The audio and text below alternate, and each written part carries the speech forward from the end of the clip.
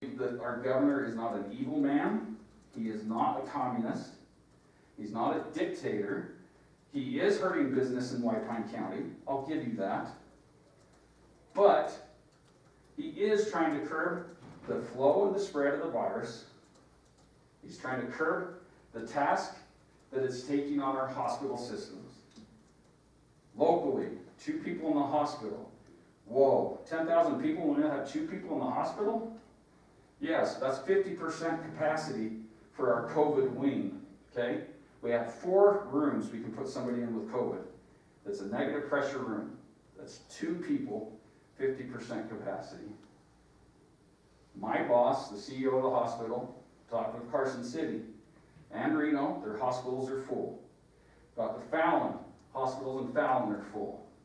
It's marching, it's coming. Where are we gonna be? Utah's full. California's full. Other big cities are in Nevada. I worry, I'm a fat man. If I have a heart attack, where are they gonna send me? Who's gonna take me and put stents in? Who's gonna take me and do a bypass? Nobody. There's no room left. Okay? That might sound alarmist, but hey, that's the stark reality at this point. You fall and break your arm, and our orthopedic surgeon isn't here, we're gonna struggle to fly your kid out and find a place that'll put those pins in for a broken arm because this COVID is too high. So I either say, give me some teeth, give me the support, or pass these resolutions, and I beggar off, I'm done. Because you don't need me. I'm not offended by any of your opinions, because that's what makes America great. Your opinion is different than my opinion. But I'm telling you, this isn't gonna work. This resolution won't do it. Do you have any questions for me before I leave?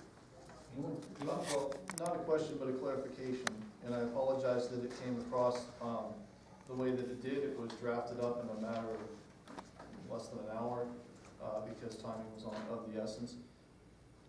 When we are talking about the Sheriff's Department not responding to complaints related to directive, it says directive violations, and so perhaps the DA's office can help us to clarify that, but that does not include dealing with people violating their quarantine.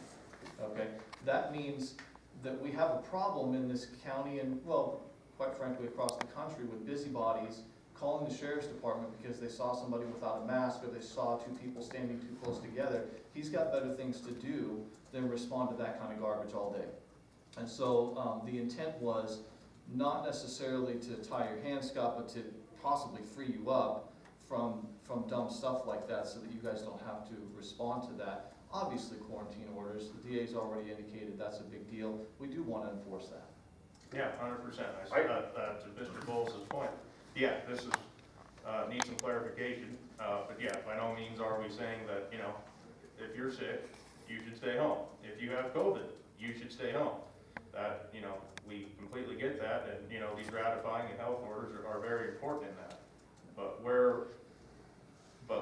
we have to draw a line in the sand of insanity. If you have 10 people over or 11, I guess the limit's 10.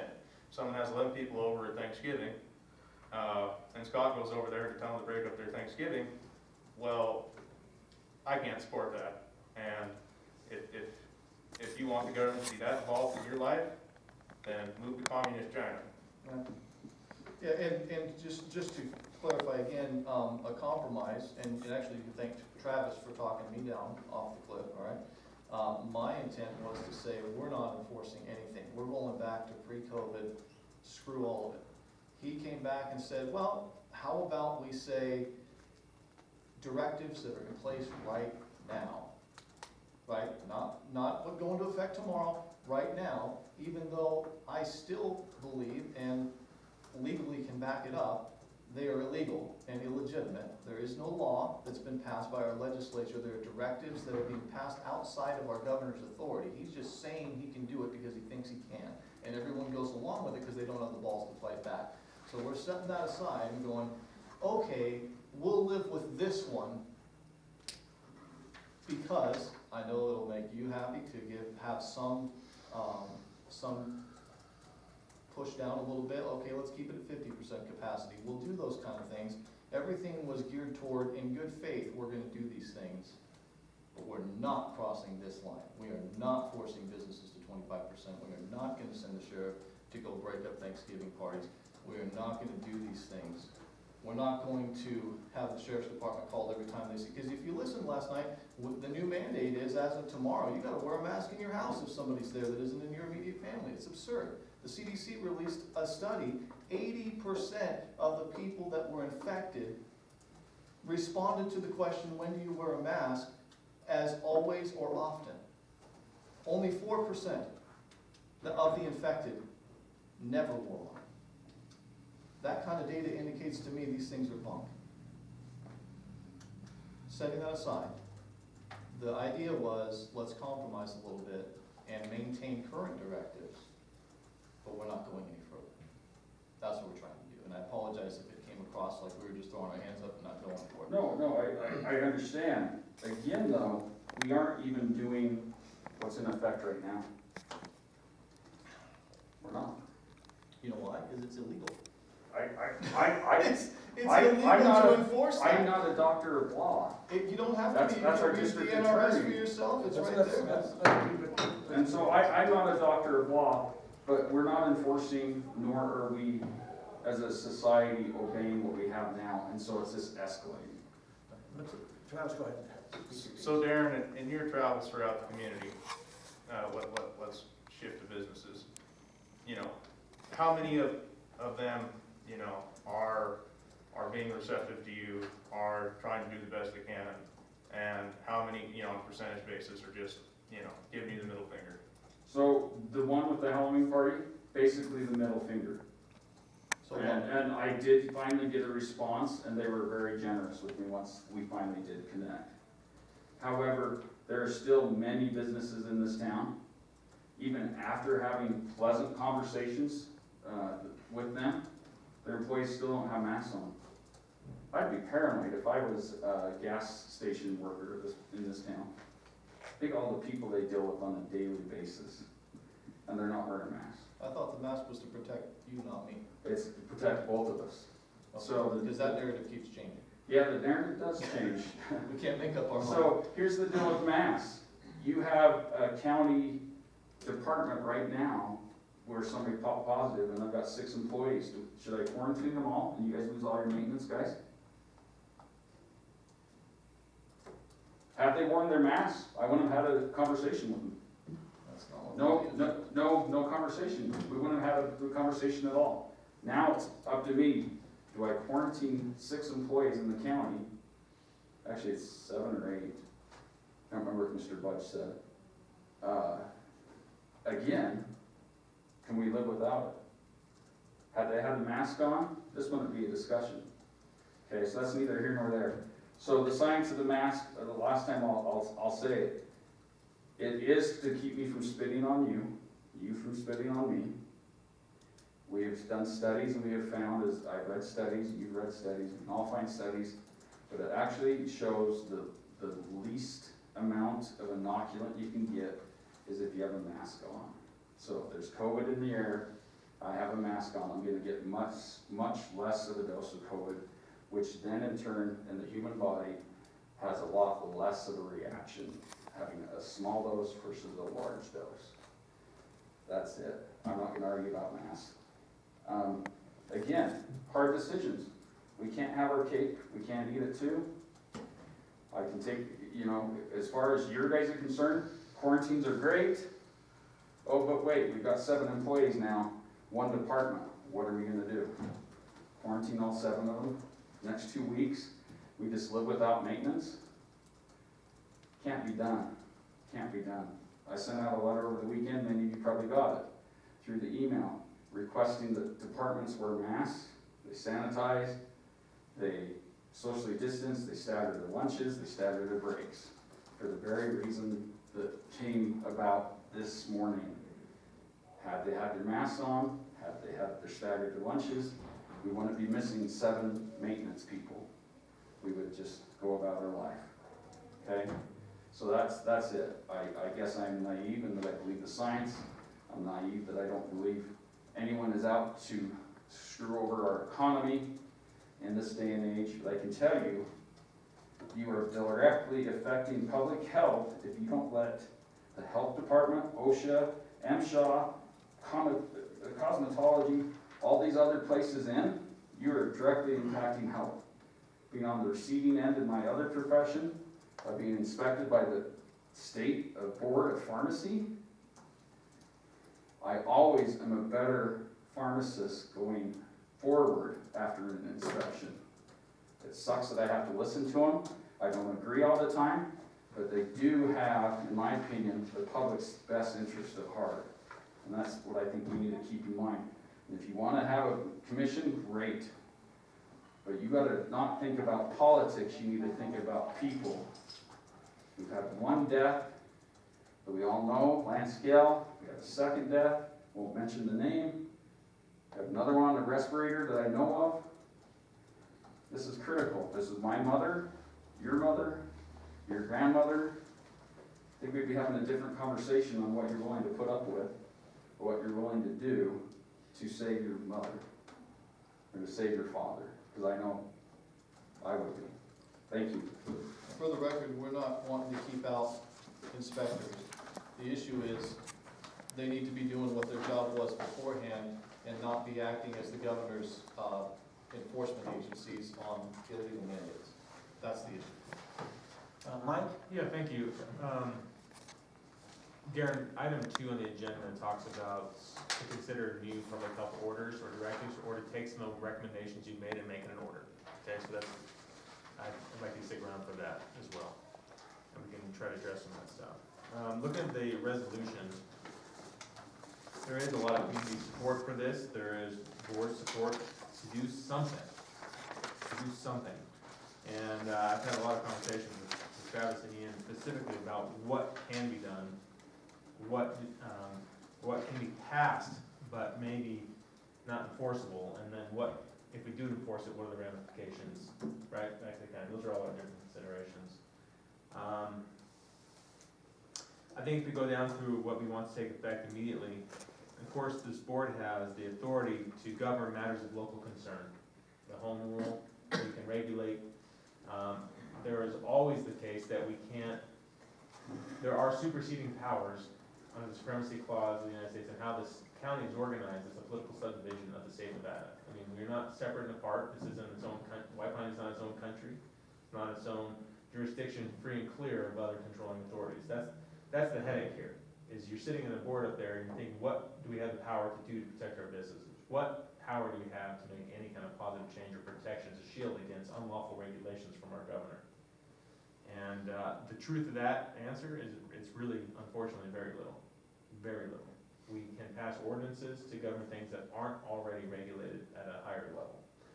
So if we look at item 1, it says individuals and businesses will maintain positive and productive relationship with White Pine County Public Health Officer and will kindly take his perspectives, recommendations into account when setting policy. It's a recommendation, right? It's not enforceable. If we have before, when code first started, this board approved resolutions, emergency resolutions, you all established a state of emergency for the county when we didn't know what COVID was or what the infection rate or what the death rate or the hospitalization rates were and how it spread. And we tried to lock down the best we could, at least how the county does business at the time, if we recall. I think it might be time to look at a similar resolution that's tailored very specifically to things that we can do to mitigate against the spread, stay open and working so we avoid having a whole department go home sick. That also doesn't have an economic impact, a negative economic impact. So I think we need to start talking about those things and listening to our public health officer as to some of their recommendations. So that one really doesn't have any teeth, but we want to try to add some teeth to item 1, I think. Item 2, we want to notice all government agencies, this is proposed, they will not be permitted to issue fines or warnings related to COVID-19 pandemic. We can pass a resolution saying that it won't be permitted to do that, but it has no actual teeth, unfortunately. We won't be able to stop the federal government or the state from coming in and control business licenses. In the city of Ely too, we can't really tell the city of Ely how to inspect their businesses or to hold a license or not. I will say this, in speaking with the mayor, as to today's date, the city hasn't issued a single fine for our COVID-19. They're also, like us, not really interested in doing that. They want to get compliance through working with and making accommodations and working with a public health officer. So this is really important, and I wish we could, maybe we have even talked about extending some sort of, like immunity, but then these businesses are gonna get mixed signals, right? And saying, well, I heard the county commission say that we wouldn't have to pay, have to follow these regulations or have to do this fine, and then what hasn't happened yet. We've heard a lot of saber rattling from the state, but if they actually do fine our businesses, it's happened outside of our county, they're gonna appear before this board and say, I thought you said I was immune from this. And we don't need to give them legal advice saying, don't pay it, because then they're gonna get in a wrapped up situation that we're involved with for making these assertions. So you have to be really careful about that. So item 2 is interesting. I want to put a pin in that to consider how we can change that language. If you want to send notice to these governmental agencies asking them to stay out of White Pine County, I mean, you can always send them that notice. I just don't think it's enforceable. In fact, I think it'd probably invite them here. So, something to think about. Item 3, due to the high-risk nature of exposed by routinely visiting non-compliant establishments outside the community in more densely populated regions, officials and agents from outside of White Pine County shall be required to check on the sheriff's department and quarantine for 14 days. That one's very novel. The sheriff already said that he doesn't want to come into his sheriff's office and check him in. There actually is legal precedence for establishing these quarantine orders on out of county and out of state. For a long time, and I don't know if it's still the case, if you flew into Hawaii, guess what? You were quarantined for 14 days before you can go to Costco, and they were citing and almost arresting people in the parking lot of Costco who ignored the quarantine orders who were being tourists in Hawaii. So there's legal precedence for this. To assign that to just inspector and agents and other enforcement officers from outside of the county, because specifically, they're the ones that are visiting high-risk establishments. There's a rational basis for that. They're more at risk for traveling throughout the state, commingling outside of just their own hometown, their own home agency, their own home office, but they're everywhere in the state, and that makes them a higher risk. I understand the rational basis behind that. So there is a rational basis for making this kind of order. If that's the board's policy and political intent to do so.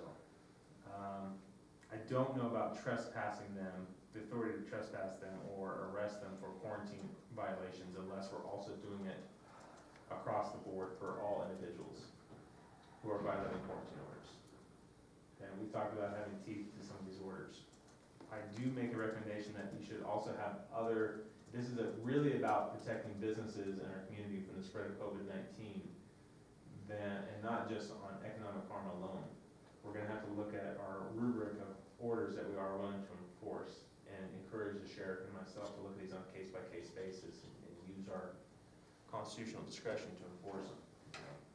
So it's really interesting. It's a very novel idea, and I can't tell you it's illegal because there might be some basis for it. But you have to apply it. You have to, whatever your basis is, it has to be rational and tied to their job they're doing or where they came from. If they called up someone within White Pine County and said, we are making you our agent to go and inspect for these kind of things or report back to us, they could do that and avoid the quarantine issue. What I possibly would be open to, as much as I would like to get this done as quickly as possible, I recognize it was done in a rush, and the reason we're having this meeting is we need the input of others, but thank you, open meeting laws, we can't just like all jump in an office and figure it out, so here we are. If we can clean up some of the language and punt to the DA's office, because for the most part, I wrote this, not an attorney, so it has some cleaning up to do to make it, make it work. So there's some things that can be done in here. There's, we don't have to say the sheriff's department shall be directed not to enforce. We can reword that to simply say we don't expect you to. Your discretion. Yeah. You're not expected to show up at everybody that calls you and says, somebody's walking down the street without a mask on. A lot of this admittedly is just us taking a stand publicly and saying this is where we stand, understanding that some of it's gonna be unenforceable, some of it's gonna be fought. You know, people wanna talk about the oaths that we took. The oath that we took was to defend the Constitution and to protect people's liberties. That was the oath we took. It wasn't to stop pandemics. Those things happen, and we have to take that on a case-by-case basis, but under no circumstances does any pandemic or anything else, for that matter, supersede the Constitution of the United States and giving people their rights. And so we've got to balance that. But I'm fine, you know, striking some of this stuff, you know, okay, they don't have to check in at the sheriff's department so he doesn't get overwhelmed, but they do have to quarantine for 14 days. Will they do it? I don't know. You have to, as long as there's a rational basis for this regulation, it could stand scrutiny, okay, it could stand up. And if you make it as broad as any individual who resides outside this county or outside the state that comes into this county, after having visited 2 or more establishments or something prior to the last week, or, you see, you're trying to roll it into something that I can defend here for your regulation, and the specific intent to protect the spread of COVID-19. So when we go to the next item, we also look at some of the other recommendations that Darren Coons has for us and implement some of those locally to mitigate against the spread that are tied not to damage our economy. The biggest problem here is the commission doesn't do business licenses. We already abolished that. We don't have that many businesses within the county that deal with customers. The city controls that. We can't control the city, unfortunately. They are incorporated, which means they're not, it's like a donut, they're within the county, but they're not part of the county. And it's the same thing with the state. We're a political subdivision of the state, we can't insert that line of authority. The way to challenge the governor's regulations has been brought up today already. It's on to the private businesses themselves who feel oppressed by illegal regulations to challenge the governor's authority and see if those things will stand up in court as being legal or not. I know there's a great desire in this board to protect businesses and protect our economy because it's so fragile and it's been damaged. The governor admitted it in the news that it was not the right way to do it. We haven't heard from our special task force team that's supposed to represent the rules and suggest a county-by-county basis. It's all been abandoned. And so I just don't know, I just think we're gonna get more, other than getting a flash in the pan of some attention on some of this, I'm afraid we're gonna get more negative scrutiny on some of these regulations that you want to propose. If you wanna do a 14-day quarantine for out-of-state or out-of-town visitors to our county who are conducting business here, who are conducting business, that way if they're passing through, filling up gas and moving on their way, it won't affect them. I don't wanna kill our tourism either. That's just coming back. That's not tourism, it's conducting, here to conduct business from out of the county. You have to be careful on that. So, Here's the real truth of the issue, the real bottom line, and I'm open to some creativity here. The bottom line is, and we can call it political, it doesn't matter. Governor Sisolak is operating outside of his legal authority, period. He is. The next thing he's done in order to enforce that, step 1 is, he's taken agencies that were never meant to be enforcement agencies, and he's turned them into enforcement, he's weaponized them. OSHA was never supposed to run around enforcing directives that aren't legal. Neither was the Gaming Control Board. They're supposed to deal with gaming. Cosmetology, they're dealing with issues related to cosmetology. These agencies are meant to keep co-workers safe and to keep people operating within their industry that specifically were never meant to be weaponized as a bunch of jackbooted enforcement agents. And when you talk to these people privately, they will tell you the same thing. They do not like having to do this. I could say that to the extent, the governor has made, he's kind of made reference to this in his broadcast, that he's relying heavily on local enforcement. The boards of public health, the sheriff, DAs, city. He wants a lot of local enforcement of these regulations, like the Thanksgiving rule. there's been a long-standing precedent that government does not get involved with what we do in our homes. Okay, so if the board wants to encourage local law enforcement, encourage the city of Ely, encourage the sheriff and the DA not to enforce the governor's regulations because they find it to be damaging to the economy and our constitutional rights, you can encourage us to do that. While also passing our own and promulgating our own local rules that we do have authority to do.